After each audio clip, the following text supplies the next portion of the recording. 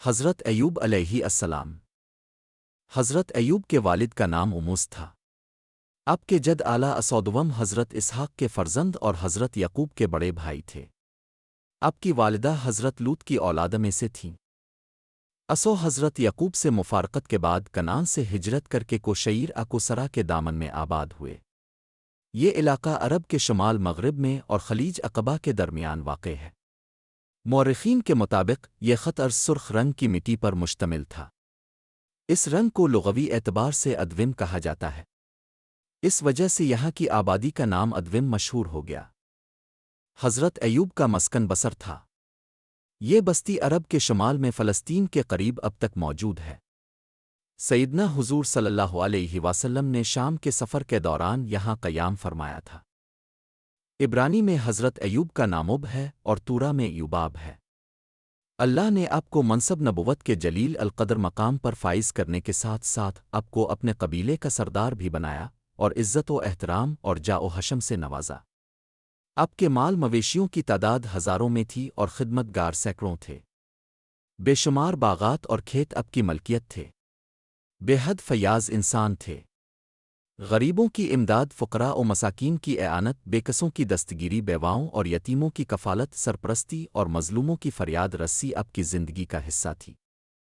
وہ شخص کامل و صادق، خدا ترس اور متقی تھا۔ ایوب کی کتاب۔ حضرت ایوب کی زوجہ حضرت یوسف کے بیٹے افراہیم کی بیٹی تھیں، جن کا نام بی بی رحمت تھا۔ آپ کے 7 بیٹے اور 3 بیٹیاں تھیں۔ حضرت ایوب لوگوں کو دین ابراہیمی کی تعلیم دیتے اور انہیں شرک و بت پرستی اور برے اعمال سے اجتناب کی تلقین کرتے تھے۔ لوگوں کو اچھائی اور برائی کے تصور سے آشنا کرتے اور یہ بتاتے تھے کہ کون سے اعمال اللہ کے نزدیک پسندیدہ ہیں اور کون سے اعمال ناپسندیدہ ہیں۔ سرزمین ادوم پر آباد قوم کو حضرت ایوب نے توحید، رسالت اور آخرت پر ایمان اور عرفان ذات کی تعلیم دی۔ راست بازی اب کا طریق تھا اور شکر گزاری اب کی عادت تھی۔ شیطان کا ہیلا۔ روایت ہے کہ ایک روز فرشتے اب کی اطاعت گزاری اور اللہ کریم کے حضور عاجزی و فرمانبرداری پر تحسین و آفرین کر رہے تھے۔ ابلیس نے دعوے سے کہا کہ اللہ نے ایوب پر انعام و اکرام کی بارش کی ہے، اسی وجہ سے وہ نیک اور عبادت گزار ہے۔ اگر اللہ اس پر مصیبت نازل کرے تو وہ شکر ادا نہیں کرے گا۔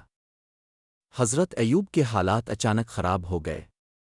مصیبتوں، آزمائشوں اور ابتلا کے دور نے حضرت ایوب کو تہی دست کر دیا۔ اب کے غلہ کے گوداموں میں آگ لگ گئی، مال و اسباب جل کر راکھ کے ڈھیر میں تبدیل ہو گیا۔ حملہ آوروں نے غلاموں اور نوکروں کو تحقیق کر کے مال مویشی سب کچھ لوٹ لیا۔ اب کی سب اولاد ضیافت میں شریک تھی کہ مکان کی چھت گر گئی اور سب ملبے میں دب کر مر گئے۔ اولاد، مال و دولت اور جاء و حشم سب کچھ لمحوں میں ختم ہو گیا۔ خوشحالی کی ایک علامت بھی باقی نہ رہی۔ لوگ آ کر بربادی کے ایک ایک واقعے کی اطلاع دیتے رہے، لیکن حضرت ایوب کی روشن پیشانی پر ایک شکن نہیں ابھری۔ تباہی کے پے در پہ واقعات سے لوگ حواس کھو بیٹھے۔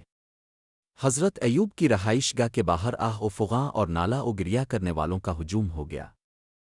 حضرت ایوب نے سجدے میں گر کر اللہ تعالیٰ کی حمد و ثنا بیان کی۔ میں اپنی ماں کے پیٹ سے برہنہ پیدا ہوا تھا، برہنہ ہی دنیا سے جاؤں گا۔ خداوند نے مجھے یہ سب کچھ دیا تھا اور اسی نے اپنی امانت واپس لے لی۔